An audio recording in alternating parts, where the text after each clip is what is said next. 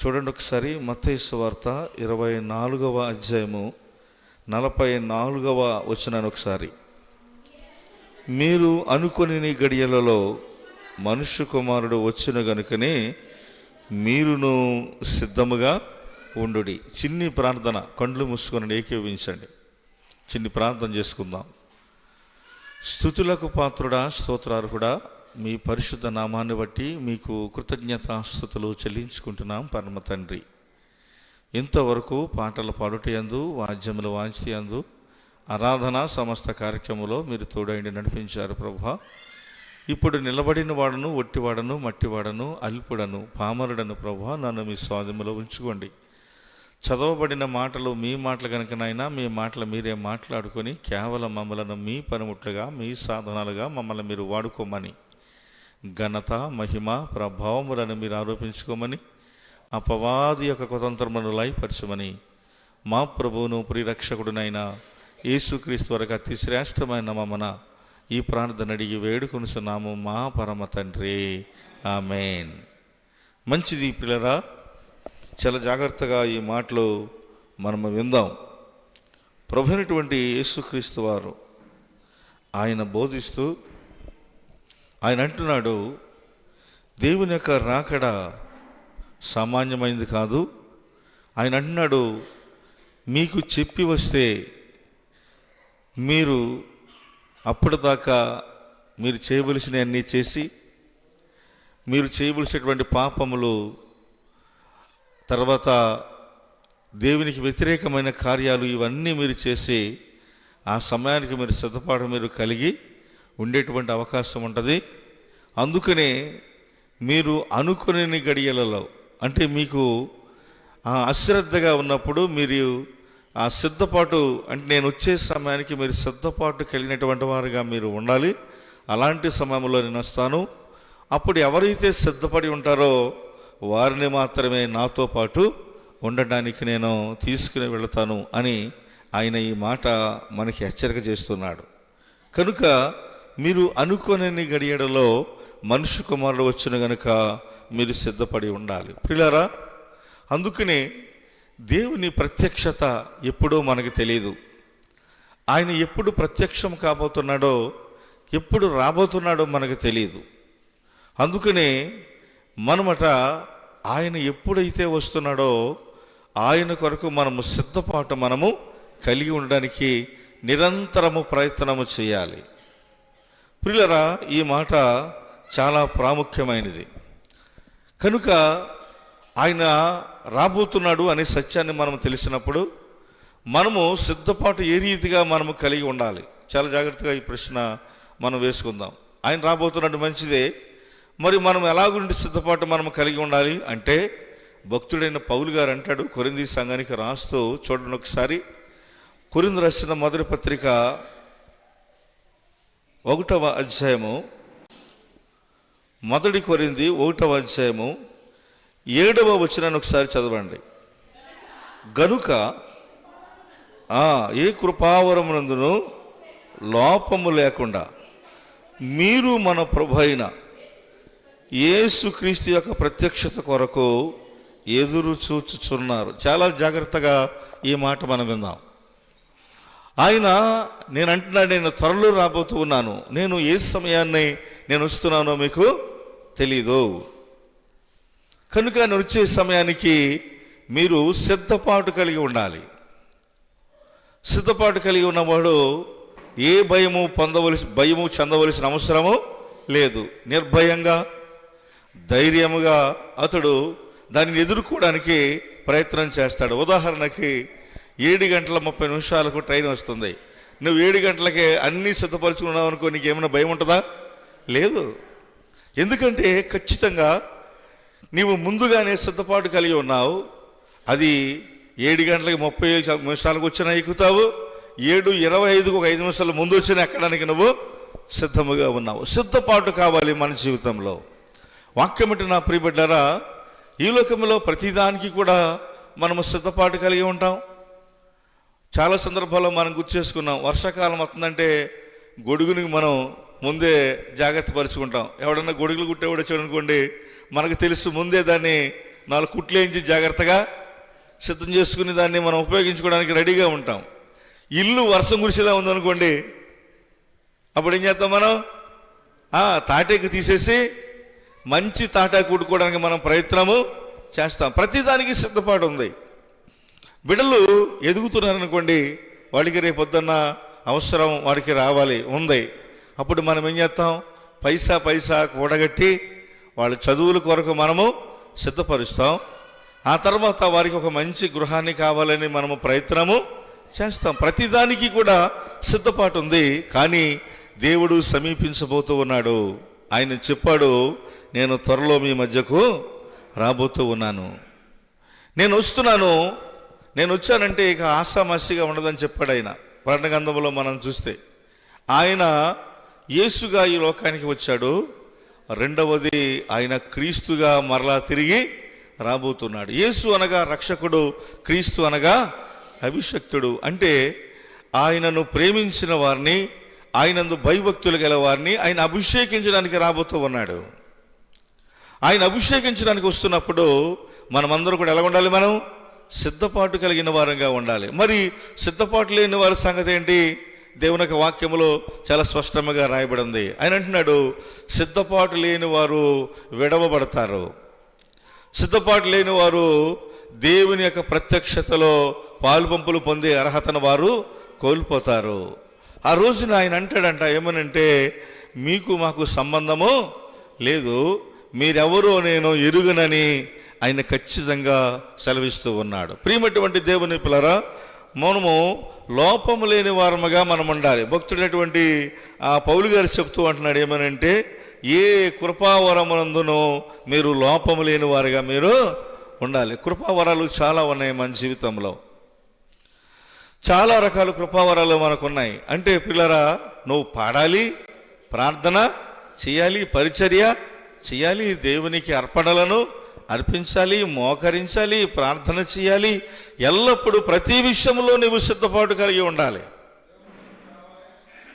దేవుని యందు మనము ఆయన వస్తున్నాడు అని తెలిసినటువంటి సత్యమును మనం ఎప్పుడైతే ఎరిగి ఉన్నామో, ఆయన మరొక మాట చెప్పాడు, ఎప్పుడు నేను వస్తున్నానో మీకు తెలియదు గనక ఖచ్చితంగా మీరు సిద్ధపాటు మీరు కలిగి ఉండాలి. అందుకనే మనము అనుకుని గడిలో ఆయన వస్తున్నాడు గనక మనము లోపము లేని వారుగా ఏ కృపావరమునందును అనేటువంటి మాటను మనం చూస్తే, ప్రియమైనటువంటి దేవుని పిల్లరా, చాలామందికి చాలా రకాల కృపావరాలు ఉంటాయి. అవి దేవుడు అనుగ్రహించినవి. ఒకళ్ళు బాగా చదువుతారు, ఒకళ్ళు బాగా ప్రార్థన చేస్తారు, ఒకళ్ళు బాగా పరిచర్య చేస్తారు. దేవుడు ఎవరికి ఇచ్చినటువంటి కృపావరాన్ని వారు తప్పక వారు కాపాడుకోవాలి. ప్రియమైనటువంటి దేవుని పిల్లరా, ఈ మాట, ఒక మాటని దేవుడు గుర్తు చేస్తాడేనంటే, ఆయన సిద్ధపాటు కలిగిన వారుగా, లోపం లేని వారుగా ఉండాలి అని చెప్తూ అంటాడు. ఒక యజమానుడు ఉన్నాడు, ఆయన దేశాంతరం పోయి కొంతమందికి కొన్ని ధ్యానారాలు వారికి అప్పగించాడు. ఒకరికి 1 ఇచ్చాడు, ఒకరికి 2 ఇచ్చాడు, ఒకరికి 5 ఇచ్చాడు. అవన్నీ పుట్టి మీరు అన్నాడు, మీరు వ్యాపారం చేయండి, మరలా వచ్చే సమయానికి మీరు నాకు నేను ఇచ్చిన దాన్ని అప్పగిస్తుంది కానీ అని ఆయన చెబితే, ప్రియమైనటువంటి దేవుని పిల్లరా, 5 ఇచ్చినవాడు 5కు 5 సంపాదించాడు, 2 ఇచ్చినవాడు 2కు 2 సంపాదించాడు. మరి 1 ఇచ్చినవాడు ఏం చేశాడంటే భూమిలో పాతి పెట్టాడంట. నాకెందుకు వచ్చిన గొడవ ఇది, కనుక దీంతో మనకేం పని ఉందని భూమిలో పాతి పెడితే, ఆయన అనుకున్నటువంటి రీతిగానే ఒక రోజున ఆయన వచ్చాడు. వచ్చి ఆయన అందరినీ పిలిచి అంటున్నాడు, నేను మీకు ఇచ్చినటువంటి అవి ఏం చేశారో ఒకసారి లెక్కలోనికి తెమ్మని ఆయన అడిగితే, 5 ఇచ్చినవాడు 5కి 5 పట్టుకెళ్ళి ఆయన ముందు పెడితే దేవుడు అన్నాడు, బల నమ్మకమైన మంచి దాసుడా అని ఆయన ప్రేమతో ఆయనను ఆ వ్యక్తిని మెచ్చుకున్నాడు. ప్రియమైనటువంటి దేవుని పిల్ల, మెచ్చుకోవడమే కాదు అంటున్నాడు, ఇక అనేకమైన వాటి మీద నేను అధికారిగా నేను నియమించబోదు. నమ్మకముగా ఉన్నావు కనుక, నేను చెప్పిన పని నువ్వు చేసావు కనుక నిన్ను ఒక ఉన్నతమైన స్థితిలో నేను ఉంచడానికి నేను ప్రమోట్ చేస్తున్నాను అని ఆయన చెప్పాడు. తర్వాత 1 ఇచ్చిన వాడు ఏం చేశాడంట, భూమిలో పాతిపెట్టి, అయ్యా మరి నువ్వు ఇచ్చావు కానీ ఎక్కడున్నది అక్కడే ఉంది అని పట్టుకొచ్చి అప్పగిస్తే, అప్పుడు ఆయన అన్నాడంట, నా మాట నువ్వు వినలేదు కనుక నేను చెప్పిన పని నువ్వు చేయలేదు కనుక ఇక నీకు నాకు సంబంధము లేదు, వీడిని తీసుకుని వెళ్ళి ప్రియమైనటువంటి దేవుని పిల్లరా ఎక్కడ పడేయమని ఆయన చెప్పాడంటే మరి భయంకరమైనటువంటి అగ్నిగుండములో అతన్ని పడవేయమని చెప్పాడు. ప్రియమైనటువంటి దేవుని పిల్లరా ఈరోజు భక్తుడైన పౌలు గారు చెప్పినటువంటి ఈ మాటని మనము జ్ఞాపకం చేసుకుంటే ప్రియమైనటువంటి దేవుని పిల్లరా భక్తుడైన పౌలు అంటాడు, మన విశ్వాస విషయంలో లోపము లేని వారముగా మనం ఉండాలి, మన భక్తి విషయంలో మనము లోపము లేని వారుగా మనము ఉండాలి. అంతేకాకుండా మనమాట నిరంతరము కూడా దేవుని ప్రత్యక్షత కొరకు ఎదురు చూచు మనం ప్రార్థన చేసేవారముగా ఉండాలి. అంటే ప్రభువా నువ్వు ఎప్పుడు వస్తున్నా నేను సిద్ధంగానే ఉన్నాను, నువ్వు ఎప్పుడు వస్తావా రా, నేను సిద్ధంగానే ఉన్నాను. పౌలు గారు అంటాడేమని, నా పరుగును నేను కడముట్టించి తిని ప్రయాసంతా కూడా ముగించాను, నా పరుగుని కడముట్టించాను, నా కొరకు జీవ కిరీటము దాచబడి ఉన్నది, నేను సిద్ధపాటు కలిగి ఉన్నాను. ప్రభువా నీ దృష్టికి నీ బిడ్డగా జీవించడానికి నా జీవితంలో ఎన్నో అవమానాలు భరించాను, ఎన్నో నిందలను నేను భరించాను, నీవు అప్పగించినటువంటి పనిని సంపూర్తి చేసేటువంటి అవకాశము నా జీవితంలో నేను కలిగి ఉన్నాను అంటే అంటాడు. రెండవ మాట, నేను సంపూర్ణమైనటువంటి సిద్ధపాటుని నేను కలిగి ఉన్నాను. చూడండి ఒకసారి తెస్సలోనికీయులకు రాసినటువంటి మొదటి పత్రిక 5వ అధ్యాయము, తెస్సలోనికీయులకు రాసిన మొదటి పత్రిక 5వ అధ్యాయము 23వ వచనాన్ని ఒకసారి మనం చదువుకుందాం. ఆ సమాధానకర్తయగు దేవుడే మిమ్మల్ని సంపూర్ణులుగా పరిశుద్ధపరచునుగాక, మీ ఆత్మయు జీవమును శరీరమును మన ప్రభు అయిన యేసుక్రీస్తు రాకడయందు నిందారహితముగాను సంపూర్ణముగాను ఉండునట్లు కాపాడబడునుగాక. చాలా జాగ్రత్తగా ఈ మాటలు వినాలి. సమాధానకర్త దేవుడే, సమాధానకర్త అయిన దేవుడే మిమ్మల్ని సంపూర్ణులుగా తప్పనిసరిగా చేస్తాడు. ఆయన మనల్ని ఎప్పుడు కూడా పరిపూర్ణులుగా ఉండాలని ఆయన ఎప్పుడు మనల్ని చూసి ఆయన కోరుకుంటూ ఉన్నాడు. మన బిడ్డలు ఇప్పుడు మనం పరిపూర్ణంగా ఉండాలని మనం కోరుకుంటాం కదా. చాలాసార్లు చెప్తాను, మన బిడ్డలు మంచి వస్త్రాలు వేసుకోవాలని, అందరికంటే బాగుండాలని, చక్కగా మన బిడ్డలు మంచి ప్రయోజకులు కావాలని. పిల్లరా సండే స్కూలు ప్రతి సంవత్సరం అంతా జరుగుతుంది. ఆ తర్వాత క్రిస్మస్ వచ్చేసరికి చక్కగా వాక్యపఠనం వాళ్ళందరూ సిద్ధపాటు కలిగి ఉంటారు కదా. అప్పుడు పిల్లలు వాక్యాన్ని చదవడం కొరకు చెప్పడం కొరకు చూడకుండా చెప్పాలి. అప్పుడు మైకి ముందు మనం పిలిస్తే వాళ్ళ బిడ్డలు చక్కగా వాక్యం చెప్పారనుకోండి, అందరూ ఏం చేస్తారు, చప్పట్లు కొడతారు. ఒక్కొక్కడు ఏం చేస్తాడంటే టక్కుమరాగానే కంగారు పడిపోయి ఉన్నదంతా మర్చిపోతాడు. ఉన్నదంతా మర్చిపోయి ఏం చేస్తాడు, చెప్పవలసింది చెప్పడం మానేస్తాడు, ఆగిపోతాడు. అప్పుడు అందరూ నవ్వుతారు. అంటే అది నవ్వడం కూడా సందర్భం కాదు, కానీ ఆ సందర్భం ఏంటంటే మన బిడ్డలు మన కళ్ళ ముందు ఎదుగుతున్నారు, దేవునిలో భయభక్తులు కలిగి బ్రతుకుతున్నారు, ఆయన నామాన్ని ఉచ్చరిస్తున్నారు, ఆయన ఘనతను చాటుతున్నారు అనేటువంటి సందర్భం మన బిడ్డలను మనం చూసినప్పుడు ఒక రకమైనటువంటి ఆనందము సంతోషము మన హృదయములలో కలుగుతుంది. ఇప్పుడు నీ బిడ్డను చూసి నీవు సంతోషించడమే కాదు, నీ బిడ్డ సరైన రీతిలో దానిని అప్పగించినప్పుడు, సరిగా చెప్పినప్పుడు నీ బిడ్డను చూసి అనేకులు కూడా చేస్తారు, సంతోషించి ప్రేమించేటువంటి వారుగా ఉంటారు. ఈరోజు వాక్యం ఏంటి నా ప్రియబిడ్డలారా, దేవుడే మనల్ని పరిపూర్ణంగా చేయడానికి ఆయన ఎప్పుడు కూడా ఇష్టపడుతున్నాడు. ప్రతి ఒక్కరి హృదయంలో ఆయన మాట ఉండాలని, ప్రతి ఒక్కరూ కూడా ఆయన మాటకు లోబడాలని, ఆయన చిత్తానికి లోబడాలని ఆయన ఎప్పుడూ కోరుకుంటూనే ఉన్నాడు. కానీ వాక్యం ఏంటి నా ప్రియబిడ్డలారా, దేవుని యొక్క పరిశుద్ధమైనటువంటి వాక్యము మనలో ఉంటే, ఇందాక మీకు చెప్పాను, మనము మొదటిగా లోపము లేని వారుగా మనము ఉండాలి. ఆ తర్వాత సిద్ధపాటుని మనము సంపూర్ణముగా సిద్ధపాటు మనము కలిగి ఉండడానికి ప్రయత్నము చెయ్యాలి. సంపూర్ణముగా మారాలి అంటే దేవుని యొక్క వాక్యము ఏం చెప్తుందో తెలుసా ప్రియమైనటువంటి దేవుని పిల్లారా? మనము అసలు నిందలేని వారంగా ఉండాలంట. సంపూర్ణంగా ఉండాలనుకున్నవాడు ఎలా ఉంటాడు? ఏ విధమైన నింద కూడా వాడి మీద లేకుండా ఉండాలి. నింద అనేటువంటిది ఎప్పుడు మన మీదకి వస్తుంది? లోకములో శరీర సంబంధమైన నిందలు ఎన్నైనా ఉండొచ్చు. ఒకవేళ నువ్వు మంచివాడివైనా నువ్వు చెడ్డవాడు అనొచ్చు, నువ్వు మంచి పని చేసినా చెడ్డ పని చేసావని అనొచ్చు. కానీ మనము ఎవరి దృష్టికి మరి ఉండాలంటే, నిందలేని వారుగా ఉండాలంటే దేవుని దృష్టికి మనము యోగ్యులుగా మనం ఉండాలి. ఉదాహరణకు మాట చెప్తానేమని, యోబు దేవుని దృష్టికి గొప్పవాడు, భయభక్తులు కలిగి చెడుతనమును అసహించుకున్నవాడు, ఆయన సహవాసంలో బ్రతుకుతున్నవాడు. కానీ తన స్నేహితులందరూ వచ్చేయమంటున్నారు, అబ్బాయి లేదు లేదు, ఎప్పుడో నీకు మరక ఉంది, నీకు ఎప్పుడో డాగ్ ఉంది, నువ్వు అలాగా ఇలాగా నువ్వు అలా చేసావు, నువ్వు ఎలా చేసావు కనుక నీలో లోపం ఉందని చెప్తున్నారు ప్రియమైనటువంటి దేవుని పిల్లారా. అప్పుడు యోబు అంటున్నాడు, ఆ మాటకి అతడు ఎప్పుడు కూడా బాధపడలేదు, సొంత భార్య నిందించినా కూడా బాధపడలేదు. గల కారణం ఏంటంటే అతని భక్తికి తెలుసు, అతని హృదయానికి తెలుసు, అతని విశ్వాసానికి తెలుసు, నా దేవునికి నాకున్న మధ్య సంబంధం ఎంత గొప్పదో, నా దేవునికి నాకు ఉన్నటువంటి సంబంధం చాలా విలువైనదని ఖచ్చితంగా గమనించి ప్రియమైనటువంటి దేవుని పిల్లరా అంటున్నాడు, నేను ఏ నింద కూడా లేనివాడిని, ఒకరోజు నా దేవుని ప్రత్యక్షతను నేను తప్పనిసరిగా నేను చూడబోతూ ఉన్నానని. పిల్లరా, ఎంత ధైర్యంతో చెప్తాడంటే, నేను బంగారము అగ్నిలో వేయబడి కాల్చివేయబడినట్టుగా నేను ఏమవుతున్నాను, ఇప్పుడు నేను కాలిపోతున్నాను, శ్రమల గుండా నేను వెళుతూ ఉన్నాను.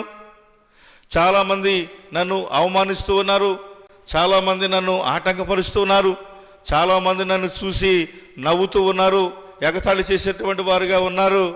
చాలామంది ప్రియమైనటువంటి దేవుని పిల్లరా నన్ను చూసి రకరకాలుగా మాట్లాడుకునేవారు చాలామంది ఉన్నారు. పిల్లరా, మనము పల్లెటూరులో ఎక్కువ బాగా జరుగుతుంది. ఎవరైనా కొంచెం ఇబ్బంది వచ్చిందనుకోండి, వాళ్ళ ఇంట్లో ఏదైనా సమస్య వచ్చిందనుకోండి, ఇక ఊరంతా కూడా చెవులు వాసిపోతాయి అంతే. ఇక ఈ చెవు ఆ చెవు వాసిపోద్ది. ఇక వాళ్ళ జీవితంలో జరిగింది చిన్న సంఘటనే కానీ ఇక లేనిపోని అన్నీ కూడా వాళ్ళ మీద మోపేస్తారు. వాళ్ళ మీద లేనిపోని అన్నీ చేస్తారు. అబ్బో చేసి అలాగా ఇలాగా ఇంత జరిగింది అనుకున్నాం అక్క, అలాగక్క ఇలాగక్క మొత్తం వాళ్ళ నాశనం అయిపోతా. కారణం ఏంటంటే అది నాణ్యమైంది కాదు, ఇది నాణ్యమైంది, మొత్తం లేని అన్నీ వచ్చేస్తాయి మన జీవితంలో పిల్లరా. కానీ ఎవరు ఎన్ని చెప్పుకున్నా, ఎవరు నీ మీద ఎన్ని నిందలు మోపినా, ఆయన మన హృదయాంతరంగం నెరిగిన వాడు కనుక మనకిని ఆయనకి ఉన్నటువంటి మధ్య ఉన్న సంబంధం చాలా పటిష్టంగా ఉండాలి. ఎలాగుండాలి? పటిష్టంగా ఉండాలి. పెవికాలు ఇది వరకు ఒక యాడ్ వచ్చింది, పెవికాలు మాకు చాలామంది తెలుసు కదా. ఆ యాడ్ వచ్చినప్పుడు ప్రియమైనటువంటి దేవుని పిల్లరా, అది క్రికెట్ మధ్యలో వచ్చేది. అంతమాల దాని గురించి చూసి చూసి ఆ నవ్వుకునేవాడు అనమాట. చాలా రకాలుగా ఇచ్చేవాడు. అది 2 చెక్కలుండే, అది ఆ ఎడదీసి దాన్ని అలాగే ఇలాగా పామి శుభ్రంగా దాన్ని ఒకసారి ఇలా ఎడచేసి ఒకసారి గట్టిగా నొక్కి కొద్దిసేపటి తర్వాత లాగమంటే ఆదరణ 10 మంది, ఈదరణ 10 మంది పట్టుకుని పులోమని లాగినా కానీ అది ఏమాత్రం కూడా విడేది కాదు. ఆ తర్వాత మధ్యలో వచ్చింది క్యాప్షన్ అంటే, పెవికాలు ఉంటే మీ బంధం దృఢంగా ఉంటుంది, బలంగా ఉంటుంది అని వాళ్ళు చెప్పేవారు. పిల్లల ఈ మాటలు మనం ఎందుకు జ్ఞాపకం చేసుకోవాలంటే, మనము క్రీస్తు యేసునటువంటి గొప్ప రక్షణ ఆయన మనకి ఇచ్చినప్పుడు ఆయనకి మనకి గొప్ప మధ్య గొప్ప విశ్వాసం ఉండాలి, గొప్ప పరిపూర్ణత ఉండాలి, ఒక సంకల్పం ఉండాలి. మనము చేసేటువంటి కార్యాలన్నీ కూడా దేవుని దృష్టికి యథార్థమైనవిగా ఎప్పటికీ ఉండాలి. అందుకనే పౌలు గారు అంటాడు, తిమోతికి రాస్తూ మాటని మనం చదువుదాం. చూడండి, తిమోతి రాసినటువంటి మొదటి పత్రిక నుంచి ఒక మాట మనం చూద్దాం. తిమోతి రాసిన మొదటి పత్రిక 6వ అధ్యాయము, తిమోతి రాసిన మొదటి పత్రిక 6వ అధ్యాయము 14వ వచనాన్ని ఒకసారి చదవండి. మన ప్రభువైన యేసుక్రీస్తు ప్రత్యక్షగా మగు వరకు నీవు నిష్కళంకముగాను అనింజముగాను ఈ ఆజ్ఞను గైకొనవలెనని నీకు నేను ఆజ్ఞాపించుచున్నాను. చాలా జాగ్రత్తగా ఈ మాటలు వినాలి. భక్తుడైన పౌలు గారు తిమోతిని హెచ్చరిక చేస్తూ ఈ మాటలు బోధిస్తున్నాడు. నా కుమారుడా, యేసుక్రీస్తు ఉన్నటువంటి గొప్ప రక్షకుడు ఒకరోజు ఆయన ప్రత్యక్షము కాబోతూ ఉన్నాడు. ఆయన ప్రత్యక్షము అవుతున్నటువంటి సందర్భంలో నువ్వు యవనస్తుడు కనుక ఎన్ని అద్భుతమైన మాటలు చెప్పాడంటే తిమోతికి, పిల్లరా, చాలా గొప్ప విషయాలు చెప్పాడు. నా కుమారుడా, ముందు ఎదుటవాడిని సిద్ధపరచాలంటే నువ్వు సిద్ధపాటు కలిగి ఉండాలి. ఎదుటవాడికి విశ్వాసమును గూర్చి బోధించాలంటే నువ్వు విశ్వాసమును గూర్చినటువంటి జీవితాన్ని నువ్వు కలిగి ఉండాలి. ఎదుటవాడిని బలవంతుడిగా శక్తివంతుడిగా చేయాలంటే నీవు కూడా బలవంతుడిగా శక్తివంతుడిగా నీవు ఉండాలి. ఇప్పుడు అంటున్నాడు, నీ మీద ఏ నింద లేకుండా ఉండాలి. యవనస్తుడు సాధారణంగా ఏమైపోతారు? తొట్టిల్లిపోతారు. యవనస్తులు ఎలా ఉంటారంట? తొట్టిల్లిపోతారు. తప్పనిసరిగా తొట్టిల్లిపోతారు. ఎందుకంటే యవన కాలమున దేవుని కాయుడు మోయుట నరునికి మేలు అని చెప్పి అదే వాక్యములో యవనులు తప్పక తొట్టిల్లుదురు. పిల్లరా, చెన్నైలో జైపాల్ గారు ఉన్నారు ఒక ఆయన, చాలామంది తెలుసు. ఆయన యవన కాలంలోనే సేవకు వచ్చాడు. ఆయన బాగుంటాడు, మీ అందరికీ తెలుసు, చక్కగా ఉంటాడు. ముసలివాడైనా బాగానే ఉంటాడు. వయసులో ఉన్నప్పుడు ఇంకెంత బాగుండేవాడు ఆయన. అయితే సేవా పరిచర్య కోసం బయటికి వెళ్ళి వస్తున్నప్పుడు వాళ్ళ అమ్మ నాన్న ఏమనేవారు కాదంట, కానీ వాళ్ళ పెద్దమ్మ బాగా ఇష్టమంట ఆయనకి. వాళ్ళ పెద్దమ్మ, కొంతమంది తల్లిదండ్రుల కంటే పిన్నమ్మలు పెద్దమ్మలు బాగా ఇష్టపడేవారు ఉంటారు. అలాగ పెద్దమ్మ అనేదంటే వెళ్ళినప్పుడు వచ్చినప్పుడల్లా, బావా ఏంట్రా ఎలా సిక్కిపోయావు, ఏంటి ఇలాగొన్నావు అని, తింటలేదా అంటే తింటున్నాను పెద్దమ్మ, బాగానే ఉన్న పరిస్థితి అంటే, బావా జాగ్రత్త బాబోయ్, ఎందుకంటే యవన కాలంలో ఉన్నావు, జాగ్రత్తగా ఉండాలి.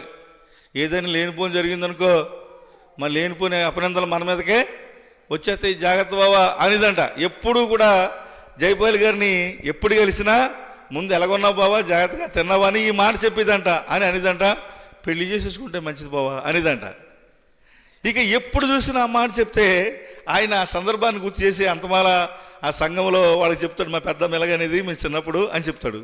ఆ మాటకి అర్థం ఏంటంటే, యవన కాలములో ఉన్నటువంటి ఒక వ్యక్తి దేవుని యొక్క చేతిలో ఉన్నప్పుడు సాతానికి ఎప్పుడు కన్ను కుడుతూనే ఉంటుంది. ఆయన ఎలా పడగొట్టాలా, ఆయన ఎలాగూ చెడగొట్టాలా, ఏ రీతిగా వాడిని పాడు చేయాలని సాతానుడు ఎప్పుడు ప్రయత్నము చేస్తూనే ఉంటాడు. వాడు చేసేటువంటి పని అదే. ప్రియమైనటువంటి దేవుని పిల్లరా, అందుకనే వాక్యములో సాతానుడు పడినటువంటి కుట్రలో వాక్యములో చాలామంది పడిపోయారు. వాడు వల వేసాడంటే ఖచ్చితంగా పడవలసిందే. కీర్తనగాడు అన్నాడు కదా, వేటకాని ఊరి నుండి ఆయన నిన్ను విడిపించును, నాశనకరమైన తెగులు రాకుండా నిన్ను రక్షించును. దావీదుకి వలేశాడు, బత్షెబా చేతులు ఏం చేశాడు? అతడు బందీగా చేయబడ్డాడు. తర్వాత సంసోనుకు వల వేశాడు, అతడు దెలీలా చేతిలో బానిసగా మారిపోయాడు. ఇవన్నీ కూడా అతడు వలవేసి దేవుని వాగ్దానము చేత ఎవరైతే నడుస్తూ ఉన్నారో అలాంటి వారిని బలహీనపరచడం సాతాను యొక్క లక్షణం. అందము చూపిస్తాడు, తర్వాత ఆ లోక ఆశలను చూపిస్తాడు, సమస్తమును చూపిస్తాడు, డబ్బును చూపిస్తాడు, తర్వాత ఆ ఘనతను చూపిస్తాడు. ప్రతి విషయంలో కూడా నిన్ను లోబరుచుకుని దేవునికి దూరస్తుడిగా చేయాలని సాతాను ఎప్పుడు కూడా ప్రయత్నము చేస్తూనే ఉంటాడు. వాక్యం అంటే నా ప్రియబిడ్డలారా, అందుకునే మనము నిందలేని వారముగా ఉండాలంటే ఎప్పుడు కూడా దేవుని సిద్ధపాటు మనము కలిగి ఉండాలి. ఇప్పుడు దాకా మనము లోపము లేని వారుగా ఉండాలి, సంపూర్ణముగా మనము సిద్ధపాటుని కలిగి ఉండాలి. మూడవది, నిందలేని వారుగా మనము ఉండడానికి ప్రయత్నము చేయాలి. నా కుమారుడా, ఖచ్చితంగా ఈ ఆజ్ఞను నీవు గైకోవాలి అని నేను నీకు ఆజ్ఞాపిస్తూ ఉన్నాను. దేవుని యొక్క పరిచర్య సామాన్యమైంది కాదు ప్రియులారా. ఆయన సన్నిధి కూడా సామాన్యమైంది కాదు. సాధారణంగా దేవునిలో కొనసాగుతున్న వారికే నిందలు ఎక్కువ వస్తాయి. అవునంటారా కదంటారా? దేవుని సేవ చేసేవారి గురించి కానీ, ప్రార్థనకి వెళ్ళేవారి గురించి కానీ, బాప్తిసం తీసుకునే వారికి ఎక్కువగా నిందలు వస్తాయి. ఎందుకంటే ఒక ఆయన అంటాడు భక్తుడు, మనమేమో బైబిల్ అంతా మనం చదివితే లోకమంతా మనం చదువుద్దంట. మనమేమో బైబిల్ చదువుతూ ఉంటాం, లోకమంతా ఎవరిని చదువుతుంది? మనం చదువుతుంది. చాలామంది అంటారు ఏమనంటే, కొంతమంది మనస్తత్వం ఎలా ఉంటుందంటే, వాళ్ళు తప్పులు చేసి ఆ తప్పులు ఎదుటి వాళ్ళ మీద మోపేవాళ్ళు చాలామంది ఉన్నారు. అమ్మ మాట్లాడేసాలో వాళ్ళ ఇంటికి వెళ్తాడేటాడు, మాట్లాడేసాలు అక్కడ ఉంటాడేటాడు, మాట్లాడేసాలు ఓ అక్కడే అంతమాల ఇక అదే దారికి నడుతున్నాడు. ఎంతసేపు కూడా వీళ్ళ ఆలోచనలు ఎలాగుంటాయంటే, ఎదుట వాళ్ళ మీద నింద మోపడానికి ప్రయత్నము చేస్తూనే ఉంటారు. అక్కడే ఉంటాడు, అలాగే ఉంటాడు, వాళ్ళతోనే ఉంటాడు. ఇక అలాగా ఇలాగని చాలామంది మాట్లాడి నీ మీద నింద మోపేవారు చాలామంది ఉన్నారు. కానీ ఎంతమంది నిందలు మోపినా దేవుని యొక్క వాక్యములో నువ్వు ఖచ్చితంగా కల్మషము లేనివాడుగా నిష్కళంకమైనటువంటి భక్తి జీవితాన్ని మనము కలిగి ఉండాలి. అందుకనే పేతురు రాసిన పత్రికలో మనము క్షయమగు బీజము నుండి కాక అక్షయమగు బీజము నుండి మనము పుట్టినటువంటి వారం. ఆ మాటకి అర్థం ఏంటి? తల్లి గర్భమున అందరూ పుట్టారు, తల్లి గర్భమున అందరూ జన్మించారు, కానీ శరీరీతిగా జన్మించిన వాడు పాపములో పుట్టాడు, పాపములో పెరుగుతున్నాడు. మరి క్షయమగు జీవితంలో నీవు పుట్టావు, నువ్వు అక్షయుడిగా ఎలా మారుతావు అంటే క్రీస్తు యేసు రక్తము ప్రతి పాపములోని మనలను పవిత్రులుగా చేసింది. ఆయన రక్తధారలు మనల్ని పరిశుద్ధులుగా చేసి క్షయమైనటువంటి మన జీవితమును పరిశుద్ధముగా మార్చింది ఆయన రక్తమే. మనల్ని కడిగింది ఆయన రక్తమే.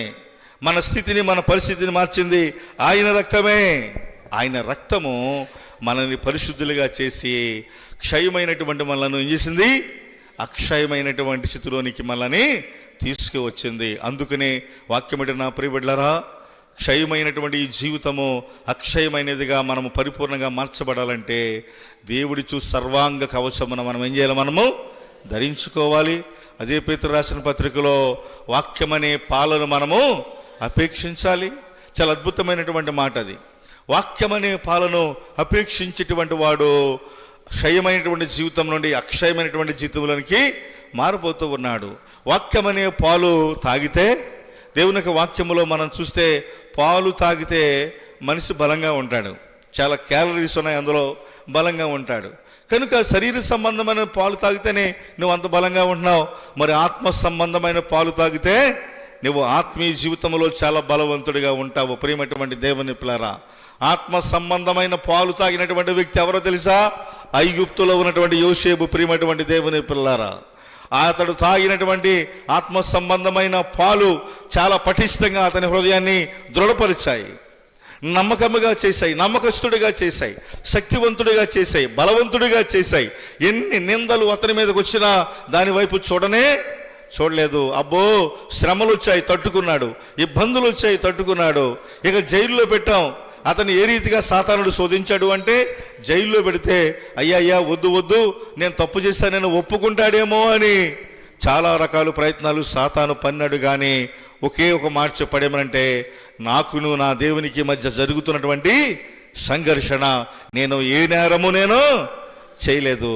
ఒకవేళ మీకు తెలిసి మీరు చూడలేదని ఒకవేళ నేరం చేస్తే మీరు చూడకపోయినా పర్లేదు, కానీ నేను చేసే నేరము నా పరలోకమందున్నటువంటి నా తండ్రి నన్ను చూస్తున్నాడు కనుక ఏ నేరము చేసేటువంటి అర్హత నాకు లేదు. అందుకనే నేను ఎప్పటికీ ఆయన బిడ్డగా బ్రతుకుతాను. అంటే నింద లేనివాడిగా నేను ఉంటాను, ఏ నింద నా మీద రాకుండా నేను చూసుకుంటాను. ప్రియులరా, ఈరోజు వాక్యం అంటే నా ప్రియ బిడ్డలారా, కళంకము లేనివాడిగా, మచ్చలేనివాడిగా, ముడత లేనివాడిగా ఆ విశ్వాస జీవితాన్ని కొనసాగించినటువంటి యోసేపు యొక్క జీవితాన్ని మనం పరిశీలన చేస్తే, నీ జీవితంలోనంట ఎంత పరిశుద్ధమైనటువంటి స్థితిలో నీవు ఉంటే అంత గొప్ప వాగ్దానములు, అంత గొప్ప ఆశీర్వాదాలు దేవుడు నీకు ఇస్తాడు. మరొక మాట మీకు చెప్తాను అర్థమయ్యేలాగా, నిక్కమైనటువంటి విత్తనము, పెర్ఫెక్ట్ విత్తనములు నాటితే పెర్ఫెక్ట్ చెట్టు మొలుచుది, పెర్ఫెక్ట్ కాయలు మాత్రమే కాస్తుంది.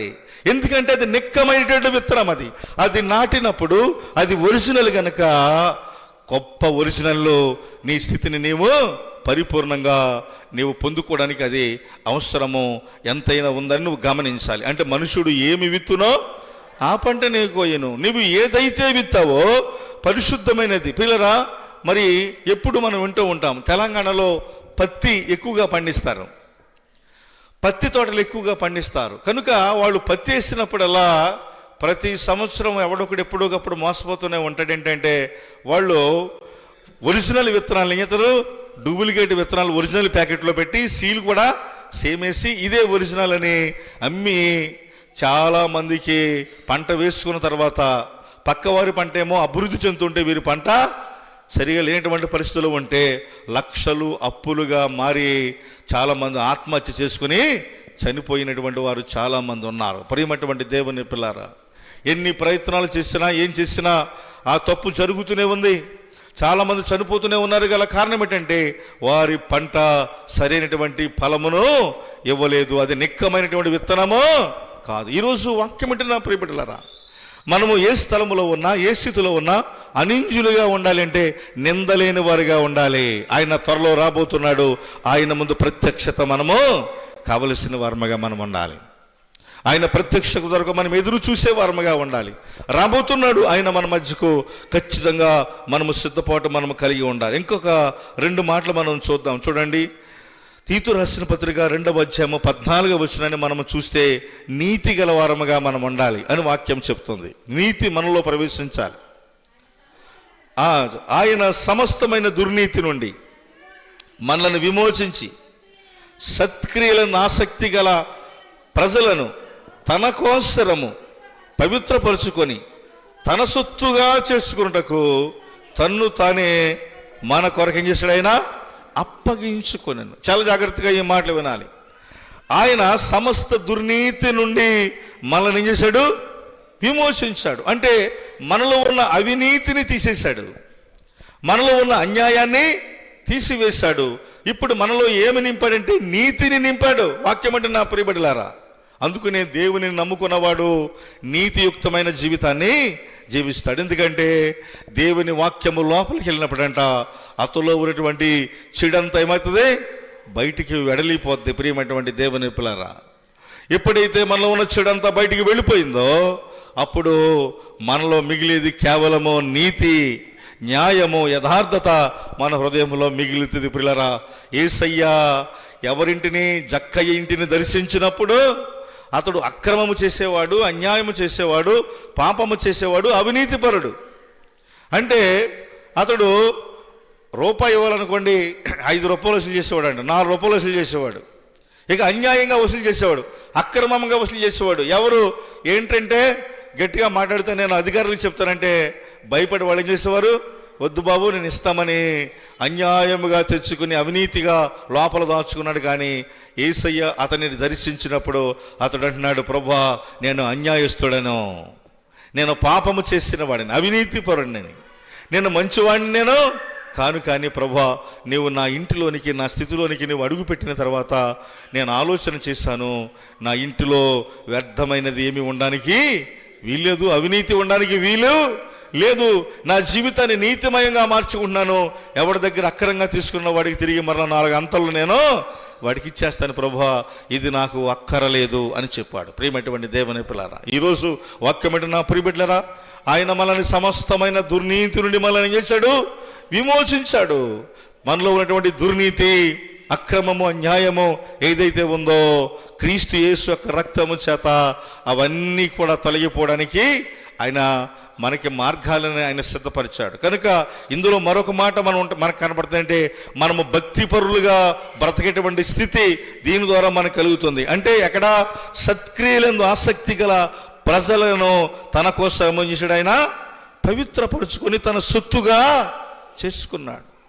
సత్క్రియలందు ఆసక్తి కలిగినటువంటి వారు అంటే అవినీతి ఆ జీవితాన్ని నుంచి విడుదల కలిగినటువంటి వారు, అంటే భక్తిహీనత నుండి భక్తిలోనికి మారిన వారు, ఆ మారిన వారుగా ఆయన మనల్ని ఏర్పాటు చేసుకున్నాడు, సిద్ధపాటు చేసుకున్నాడు. వాక్యం అంటే నా ప్రియబిడ్డలారా, ఈరోజు మన జీవితాన్ని ఒకసారి మనం పరిశీలన చేస్తే ఆయన అంటున్నాడు, ఆయన మనల్ని తన సొత్తుగా చేసుకున్నాడు.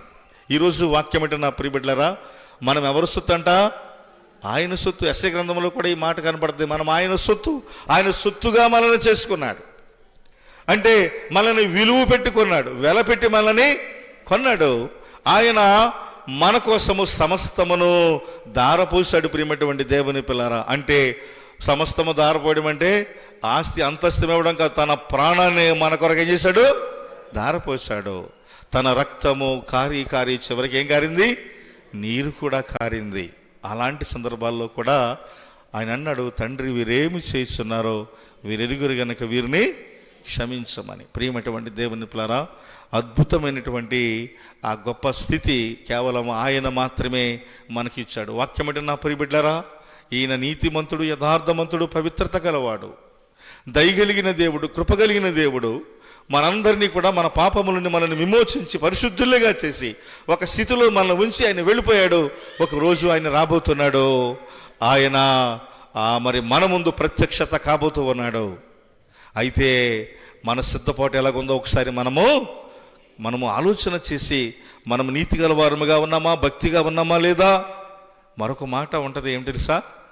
ఎవడైనా తప్పు చేసినప్పుడు తల వంచుకునేవాడిగా ఉంటాడు. అవమానమును గురి చేసినటువంటి వాడు ఎప్పుడు కూడా చాటును దాక్కునేటువంటి అవకాశం ఉంటుంది. కానీ మనము ఏ తప్పు చేయనప్పుడు, ఏ విధమైనటువంటి మరి పాపములో పాలు పొందినప్పుడు మనము ధైర్యముగా, చాలా నిబ్బరంగా మనము ఉండే అవకాశం ఉంటుంది. అంటే వాక్యములో ఉంటుంది ఏంటంటే, సిగ్గుపడినటువంటి పరివారవలం వలె ఆయన ఎదురుగా ధైర్యముగా మనము నిలబడే ధన్యతని ఒకరోజు మనము సంపాదించబోతున్నాం. చూడండి, యోహాను రాసిన మొదటి పత్రిక నుంచి ఆ మాట మనం చూద్దాం దయచేసి, సమయం అవుతుంది. యోహాను రాసిన మొదటి పత్రిక 2వ అధ్యాయము, యోహాను రాసిన మొదటి పత్రిక 2వ అధ్యాయము 28వ వచనాన్ని ఒకసారి చదవండి దయచేసి. కాబట్టి చిన్నపిల్లలారా, ఆయన ప్రత్యక్షమైనప్పుడు ఆయన రాకడ యందు మనము ఆయన ఎదుట సిగ్గుపడక ధైర్యము కలిగి ఉండునట్లు మీరు ఆయన యందు మీరు నిలిచి ఉండండి. చాలా జాగ్రత్తగా ఈ మాటలు మనం విందాం. చిన్నపిల్లలారా అంటే ఆయన దృష్టికి ఎప్పుడు కూడా మనము చిన్నపిల్లలమే.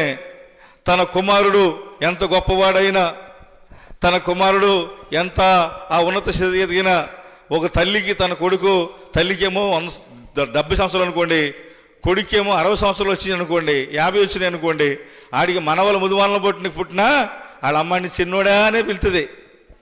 ఎందుకని? వాళ్ళ బిడ్డ కనుక. ఇక వయసు 70 సంవత్సరాలు వచ్చినా మా బాబు అంటుందంట, మా బుల్లిబాబు, బుల్లిబాబు అంట, బుల్లిబాబు. మొన్న మాట విన్నాను ఈ మాట. ఆయనకి 70 సంవత్సరాలు ఉంటుంది. వాళ్ళమ్మ దాదాపు 100 దాకా వచ్చింది. ఆ ఏమని పిలుతుందని తెలుసా ఆ కొడుకుని? మా బుల్లిబాబు అంట. ఏం బాబు? బుల్లిబాబు. ఆయన ఆవిడ దృష్టిలో బుల్లిబాబే, కానీ అందరికీ పెద్దబాబు. ఆయన చాలామందికి పెద్దబాబు, కానీ తల్లి దృష్టిలో మాత్రము బుల్లిబాబే. మనం ఎప్పటికీ కూడా ఆయన పిల్లలమే. నువ్వు ఏ స్థితిలో ఉన్నా, ఏ వయసులో ఉన్నా ఆయనకి సంబంధము లేదు. కానీ ఎన్ని తరాలు మారినా, ఎన్ని యుగాలు మారినా ఆయన దృష్టికి ఎప్పుడు మనము పిల్లలమే, ఆయన బిడ్డలమే అని దేవుని యొక్క వాక్యం వలనే హెచ్చరిక చేస్తుంది. కనుక పిల్లలారా, ఆ ఒకరోజు ఆయన ప్రత్యక్షము కాబోతున్నాడు కనుక ఆయన ముందు మనము సిగ్గుపడక ధైర్యము కలిగి ఉండినట్లు మనము ఆయన ఎదుట మనము నిలిచి ఉండడానికి ప్రయత్నము చేయాలి. పిల్లరా, ధైర్యముగా నిబ్బరంగా ఆయన ముందు మనము నిలబడినప్పుడు ఆయన ప్రత్యక్షతలో మనము పాలు పొందే ధైర్యాన్ని మనము సంపాదించుకుంటాం. కనుక ఇంతవరకు మనము నీతి గలవారముగా, భక్తి గలవారముగా, లోపము లేని వారుగా, సంపూర్ణులుగా, నిందలేని వారుగా మనం ఆయన ఎదుట ప్రత్యక్షము కావడానికి మనము నిరంతరము మనం ప్రయత్నము చేయాలి. కనుక సిగ్గుపడలేని పనివారి వలె మనము ఆయన ముందు ఏ పనినైనా చేయడానికి మనము సిద్ధపడి వాటి కలిగి ఉండాలి. పిల్లలు, కొంతమందికి పరిచయం చేయడం సిగ్గు కదా. దేవుని సన్నిధికి రమ్మంటే పాట పాడతాం సిగ్గు, ప్రార్థన చేయమంటే సిగ్గు. దేవుని సందులో పలానా పని చేయండి అంటే వాళ్ళు ఏమనుకుంటారో, మైక్ కట్టుకెళ్ళి 10 పాయింట్లు సౌండ్ పెట్టి మైక్ దగ్గర పెట్టినా వినపడతారు, అంటారు. వాళ్ళు ఏం చెప్తున్నారో వాళ్ళకే తెలియదు. అంటే వాళ్ళ ప్రార్థన వాళ్ళకే తెలియాలి, ఇక బయట వాళ్ళకి ఎవరికే. మరి అలా చేస్తే నీ ప్రార్థన దేవుని సంధికి ఎలా చేరుతుంది? సంఘం ఎదుట నువ్వు ఎలా ఒప్పుకున్నట్లు అవుతుంది? కీర్తనకారుడు అంటాడు, ఆయన చేసిన ఉపకారములు బట్టి నేను ఆయనకి ఏమి చెల్లింతును, రక్షణ పాత్రను చేత పట్టుకుని ఆయన సన్నిధిలో నా మొక్కుబళ్లను చెల్లిస్తాను. నేను రండి, మనం నమస్కరించి సాగిలిపడి మోకరించి ఆయన కొరకు మనం ప్రార్థన చేద్దాం. కీర్తనకారుడు అన్నాడు ఈ మాట. మరి ఎంతసేపు కూడా నీకు చూస్తేనేమో 40 సంవత్సరాలు ఎప్పుడు రక్షించబడిపోయి 40 సంవత్సరాలు అయిపోతుందండి బాప్తిసం తీసుకుని, కానీ ప్రార్థన మాత్రం నోట్లోనే చేసుకుంటానండి నేను అంటారు కొంతమంది. ఇక నోట్లో చేసుకుంటే ఎలాగా? నీ జీవితంలో మరి ఎప్పుడు ఒప్పుకుంటావు? నువ్వు చేసే ప్రార్థన ఎవరికి వినపడాలి? ముందు సంఘానికి వినపడాలి, నీ సహోదరులకి వినపడాలి. ఆ తర్వాత ఎక్కడికి వరలే? దేవుని సంధికి చేరేటట్లుగా మనం ప్రార్థన చేయాలి. సిగ్గుపడలేని పనివారిగా మనం ఖచ్చితంగా ఆయనతో నిలబడాలి. అందుకనే ప్రియులరా, చివరిగా కీర్తన గ్రంథము 15వ అధ్యాయం ఒకసారి మనం తీసి, కీర్తన గ్రంథం 15వ అధ్యాయం చాలా ప్రాముఖ్యమైన మాటలు ఇక్కడ ఉంటాయి, సమయం లేదు. కానీ కీర్తన గ్రంథం 15వ అధ్యాయంలో మనం చూస్తే ఏమరేపడిందంటే, 2వ వచనంలో ఏముందంటే, యథార్థమైన ప్రవర్తన అనుసరించి నీతిగా వారముగాను నిజము పలుకు వారముగా. 3 మాటలు ఉంటాయి ఇక్కడ. 2వ వచనంలో 3 మాటలు ఉంటాయి. యథార్థమైన ప్రవర్తన, 2వది నీతిని అనుసరించడము, 3వది నిజము పలకడం. చాలా జాగ్రత్తగా ఉండాలి. ఈ 3 దేవుని ఎదుట మనం ప్రత్యక్షము కావాలి అంటే ప్రధానంగా 15వ అధ్యాయంలో 2వ వచనంలో 3 మాటలు ఏంటంటే యథార్థమైన ప్రవర్తన కావాలి మనకి. ఆ 2వది నీతిని అనుసరించి మనము నడుచుకోవాలి. 3వది మనము నిజమే మనము మాట్లాడాలి. నీ మాట అవునంటే అవును, కాదంటే కాదు. కొంతమంది అంట చేస్తామంటారంట, ఇస్తామంటారంట, కానీ ఇక వాళ్ళు కూడా తెప్పించుకుంటారు. ఇక ఎవరో ఆ పని చేయరు. నువ్వు అలాగో ఒక వ్యక్తిని అలా ఇబ్బంది పెట్టకూడదు. నువ్వు చేస్తానంటే చెయ్యాలి, నేను వస్తానంటే వెళ్ళాలి, రానంటే మానేయాలి. ఖచ్చితంగా మన మాట అవునంటే అవును, కాదంటే కాదు, అంతే తప్ప 2 రకాల మాటలు మాట్లాడితే దేవుడు అంటున్నాడు దిమనస్కులను నేను ద్వేషిస్తూ ఉన్నాను అంటున్నాడు. 2 రకాల మాటలు ఉండకూడదు. మనకు ఒకటే ఉండాలి. బయట ఎలాగ ఉన్నామో లోపల కూడా మనము అలాగే ఉండాలి. మన భక్తి బయట ఎలాగ ఉందో లోపల కూడా అలాగే ఉండాలి. లోపల ఎలాగ ఉన్నామో బయట కూడా మనము అలాగే ఉండాలి. కనుక భక్తుడు అన్నాడు యథార్థమైన ప్రవర్తన కావాలి, నీతిని అనుసరించి మనము జీవించాలి. 3వది నిజమే మనం పలకాలి. తర్వాత 3వ వచనానికి వచ్చేసరికి ఏమంటాడు? కొండెములు ఆడకూడదు, నీ చెలికానికి కీడుని చేయకూడదు, నీ పొరుగువాని మీద నింద మోపకూడదు. ఈ 3 కనపడుతున్నాయి మరొక 3 మాటలో మనకి 3వ వచనంకి వెళ్ళేసరికి. ఇందులో ప్రధాన అంశం ఏంటంటే కొండెములు ఆడకూడదు. ఎదరోడి మీద దెబ్బలాటలు కట్టడమో ఆడడానికి వీలు లేదు. కొంతమంది ఎప్పుడు కూడా ఇక ఎదుట వాళ్ళని ఏదో అనాలి, ఏదో చేయాలి, దెబ్బలాడేటువంటి ఆలోచన క్రైస్తవ జీవితంలో చాలామంది కలిగి ఉంటారు. నీకు తగదది.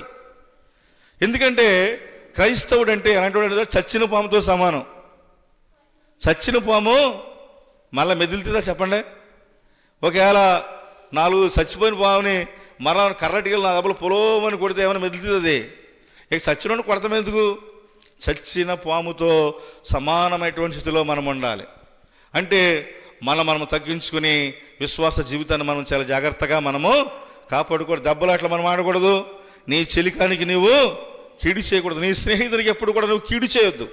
నువ్వు చేస్తే మేలే చెయ్యాలి.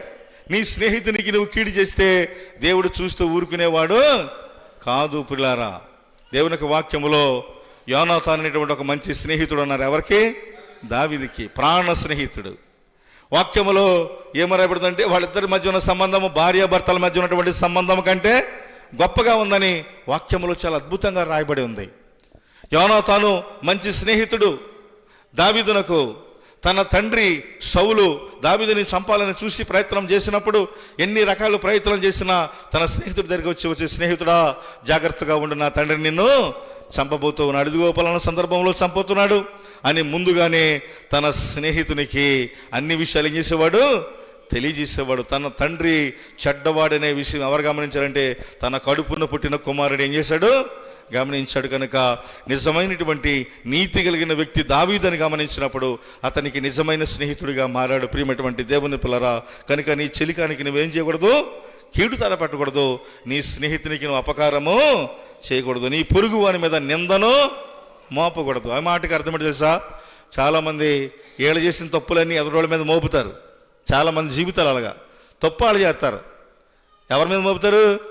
ఎదురోళ్ళ మీద మోపుతారు. ప్రియమైనటువంటి దేవుని పిల్లరా, జాగ్రత్త. నీ జీవితంలో తప్పు నువ్వు చేసి ఎదుటోళ్ళ మీద నింద మోపడానికి ప్రయత్నం చేస్తే ఆయనకు తెలుసు ఎవరెవరు ఏం పని చేశారో పుస్తకంలో అన్ని రాత్రాడు ఆయన. మరి మన పక్క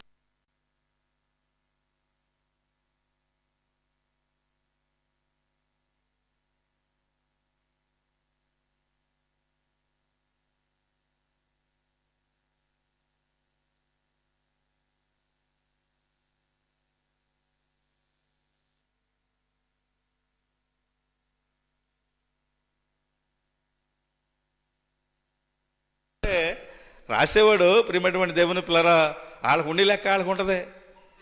వాళ్ళు చేసే కార్యాలు వాళ్ళకు ఉంటాయి. ప్రతిదానికి పొద్దు ఉండదు, లెక్క ఉంటుంది. మన లెక్కలని కూడా అక్కడ రాస్తున్నాడు, సరి చేస్తాడు ఒక రోజుని. ప్రియమైనటువంటి దేవుని పిల్లరా, చాలాసార్లు మీకు చెప్పాను, ఎవడ చూశాడు ఎవడ చేశాడు అని అనొచ్చు నీ జీవితంలో. ఆయన చూస్తున్నాడు, ఆయన చేస్తాడు, సరి చేస్తాడు. ఒకరోజు లెక్క మనం ఆయనకు మనము అప్పగించాలి. కనుక నీ పొరుగు వాని మీద ఏం చేయకూడదు, నువ్వు నింద మోపకో.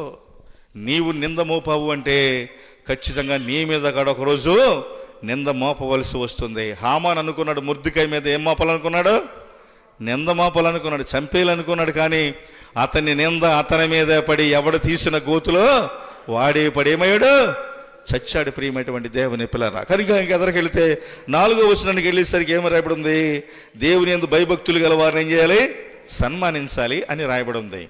దేవుని యందు భయభక్తులు గల వారిని గౌరవించడం నేర్చుకోవాలి మనం.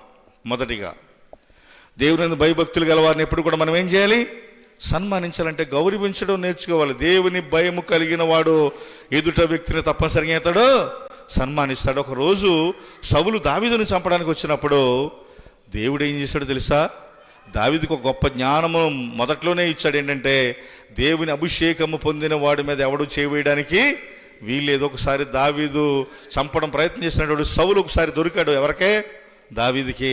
అతని దగ్గర ఉన్నటువంటి తన పని వాళ్ళు అంటున్నారు, అయ్యా ఒకసారి వీడిని చంపేస్తే ఈ పేడదులు పద్దు మనకే, చంపేద్దాం వీడంటే అప్పుడు దావీదు అంటున్నాడు, లేదు లేదు, ఇతడు దేవుని యొక్క అభిషేకమును పొందినవాడు గనక అతన్ని చంపి మనము దేవుని దృష్టికి మనం దోషులము కావద్దు, ఆయనే మనకి తోడై ఉంటాడని చెప్పిన సందర్భాన్ని మనం చూస్తూ ఉన్నాం ప్రియులారా. కనుక తర్వాత ఇంకో మాట ఉంది. 8వ మాట అంటే నష్టము కలిగినను మాట తప్పడు అనేటువంటి మాట.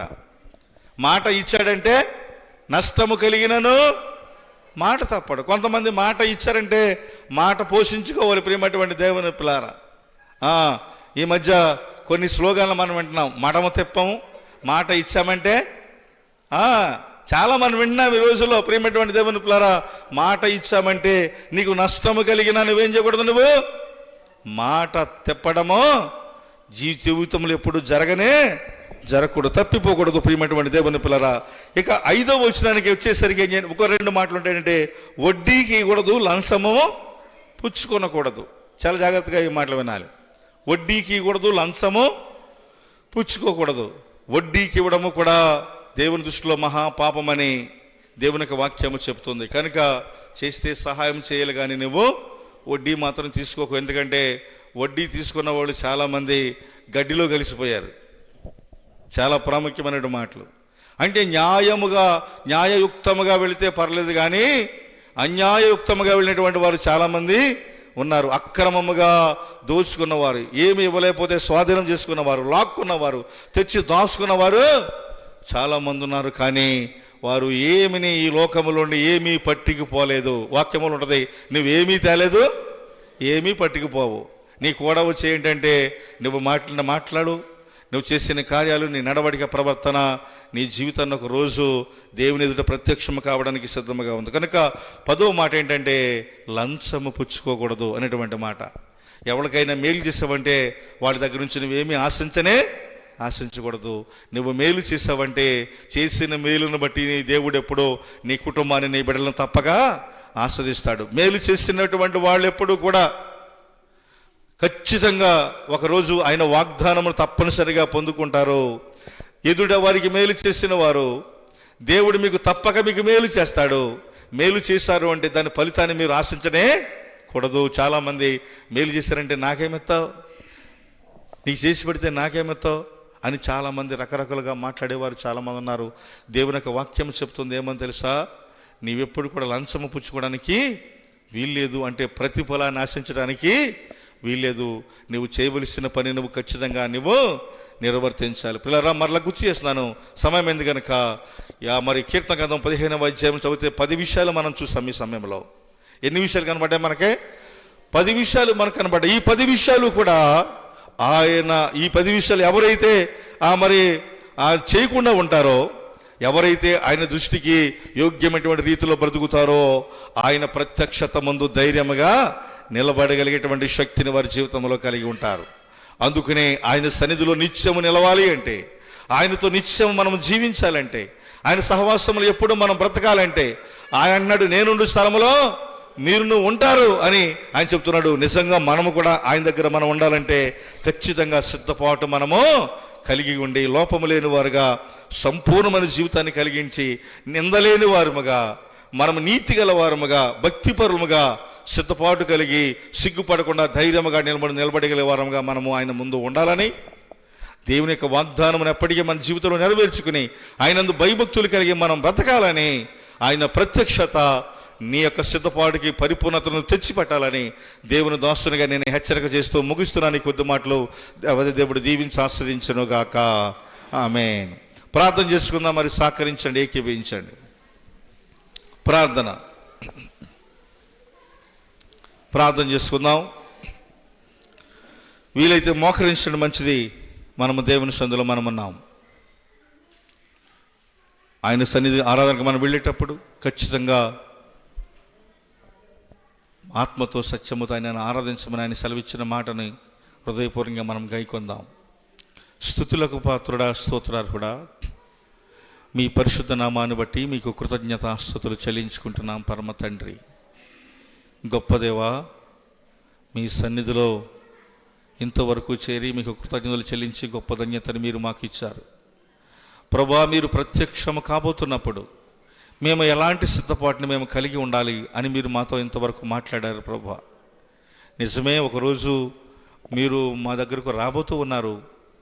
ప్రభా, అలాంటి సమయంలో మేము సిగ్గుపడక ధైర్యముతో, భక్తితో, పరిపూర్ణమైన స్థితితో మీ ముందు నిలబడేటువంటి శక్తిని మేము కలిగి ఉండాలని మీ మాటలు మాకు సెలవిచ్చాయి. పరమ తండ్రి, నిజమై ఈరోజు మా జీవితంలో మేము చేస్తున్నటువంటి కొన్ని కార్యాలు ప్రభా, మేము తెలియక చేస్తున్నటువంటి మరి కార్యాలు, తెలియక మాట్లాడుతున్న మాటలు, తెలియక నడుస్తున్నటువంటి నడవడిక, ప్రవర్తన మీకు నాయన, మీ జీవితాలకు నాయన, మా జీవితాలకు నాయన కీడుగా ఒకవేళ సంభవించి ఉండవచ్చు.